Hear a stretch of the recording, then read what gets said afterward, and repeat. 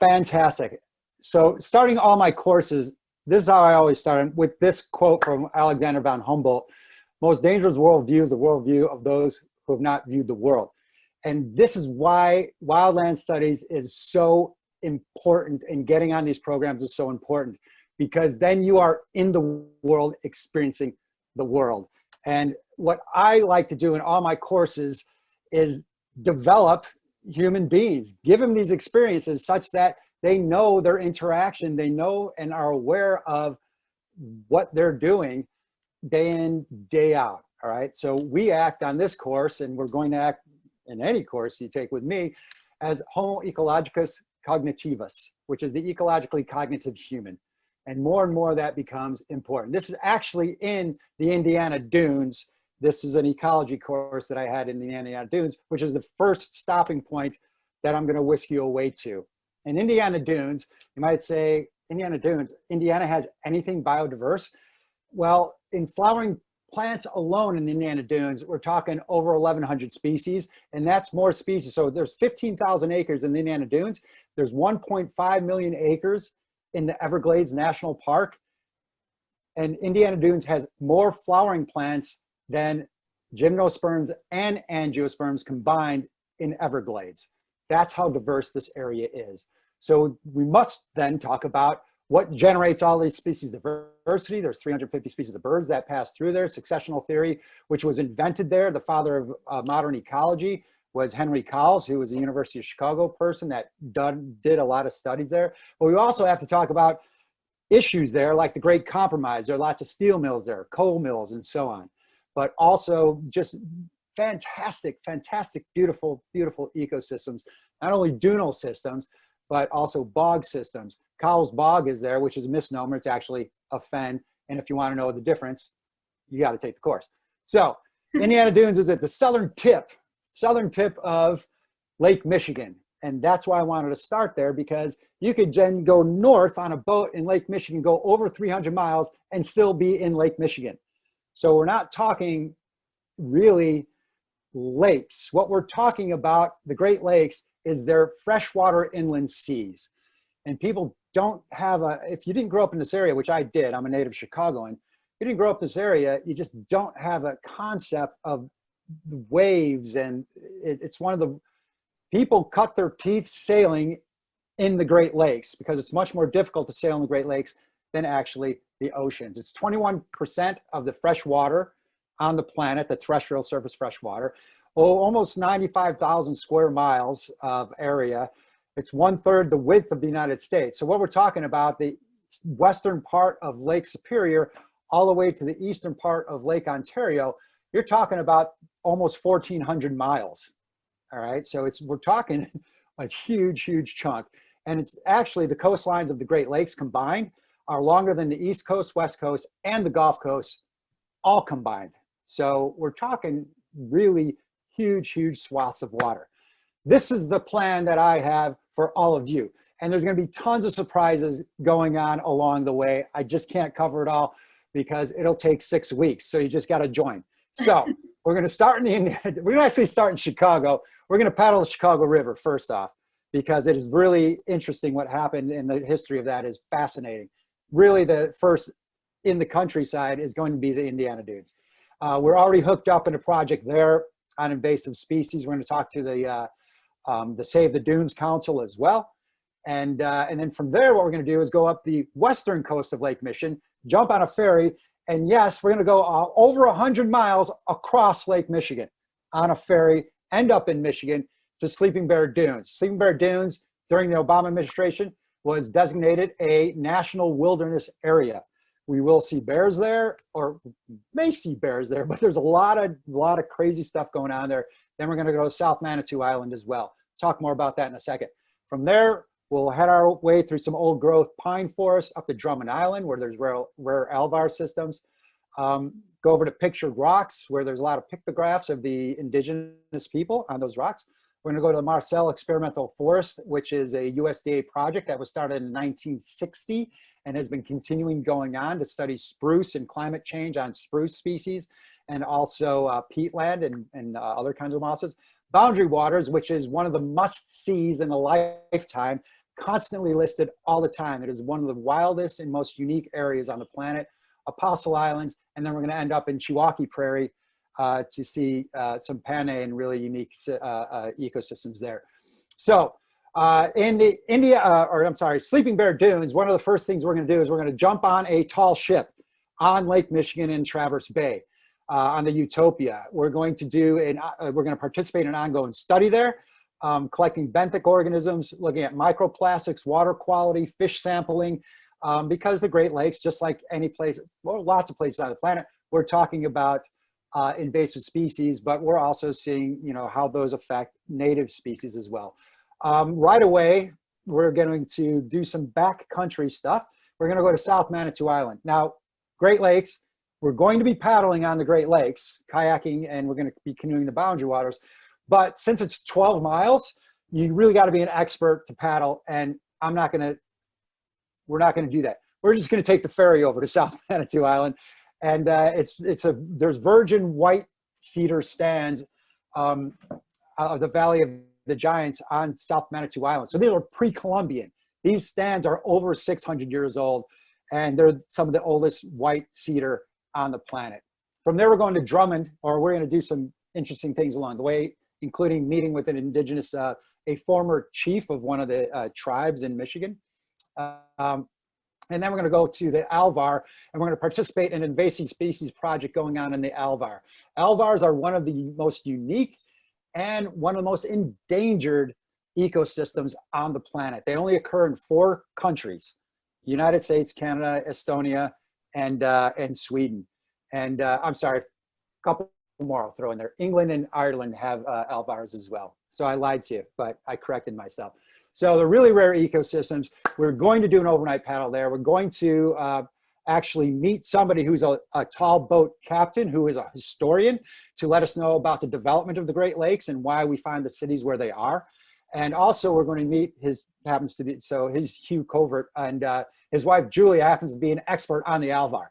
So she's going to take us to the Alvar and into the Devonian ledges.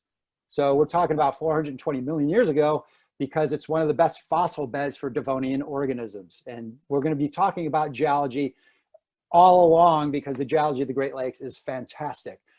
Pictured Rocks is our next stop. And Pictured Rocks is nothing shy of magical. And you might say, what the hell are these cliffs doing that are 200 feet tall on the Great Lakes? Well, that's because of the geological history, and that starts about 3.5 billion years ago, is why we see these particular geological things going on there. So we're going to be paddling there, and also we're going to go backcountry in Pictured Rocks as well. We're going to do a 3-day backcountry hike, but we're also going to meet with the Chippewa Sault Ste. Marie tribe and talk to them about indigenous viewpoints and perspectives of what's going on in that area and how they participate. So here's a few more pictures of Pictured Rocks. We're definitely going to be paddling there, because it's called Pictured Rocks because of the indigenous people have pictographs all over the rocks. And the Manitoulin is the organism there that actually created the currents of Lake Superior.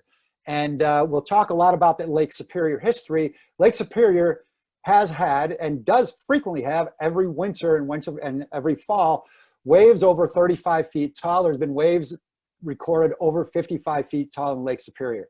So Lake Superior is known to gobble ships up, all right, and sink ships. So it's really, really an unbelievable place. And it is the cleanest and most pristine of all of the Great Lakes. From there, we're going to head to the Marcel Experimental Forest, which is just an unbelievable accomplishment. We're talking huge glass houses around adult spruce trees. Okay, it's a long-term project, again, to learn about this, how climate change and different contexts affect these old-growth spruce forests, and also all of the peatlands, which are very important in this region. So we'll definitely be diving in there a lot into climate change. The Boundary Waters, again, I've been there several times. It is just brilliant. And one of the few places, honestly, you could just drink the water. And so I've traveled the world over many times. I'm a tropical biologist. Ask me when you can drink the water, right? And I'll tell you when you can drink the water. So I always tell people that. So beautiful. We'll be out there. I'm not quite sure yet. At least 4 nights, perhaps 5. Just depends how everything else shakes out. I'm still contacting everybody, and I have a lot of parts moving right now. And it's really, it's going to be fantastic. From there, Apostle Islands. When we talk about Apostle Islands, we already will have talked about island biogeography because it's so important to conservation efforts, is island biogeography. MacArthur and Wilson's brilliant, one of the most brilliant ecological theories developed in the 20th century, in my personal and humble opinion. But we will be talking a lot about that because we're on actual islands. And so we'll be traveling and canoeing, or not canoeing, I'm sorry, we'll be canoeing in the boundary waters. We'll be in kayaks again, actually staying on the islands and traveling about the islands and doing the various island biogeographic studies. And again, they're just absolutely brilliant with all these caves. And as far as cave ice and cave ice climbing, this is the place people go to in the world. Pictured Rocks and Apostle Islands are some of the top paddling places on the planet. We wrap it up, and here's another, just gonna blow your mind away, hopefully. Illinois Beach, Chewauquee Prairie Lake Plain. It's been designated a Ramsar International Wetland of Importance. So it is in the company of the Everglades National Park, okay?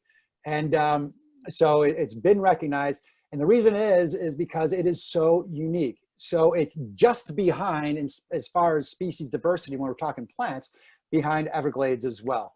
And when we're talking about a 75-mile radius around Chicago from the downtown area, there are 1,867 vascular plant species in the Chicago region. So that's including the Indiana Dunes, which I just talked about, various outlying areas, but also this Ramsar area here, which is the Chewauquee Prairie Illinois Beach State Park.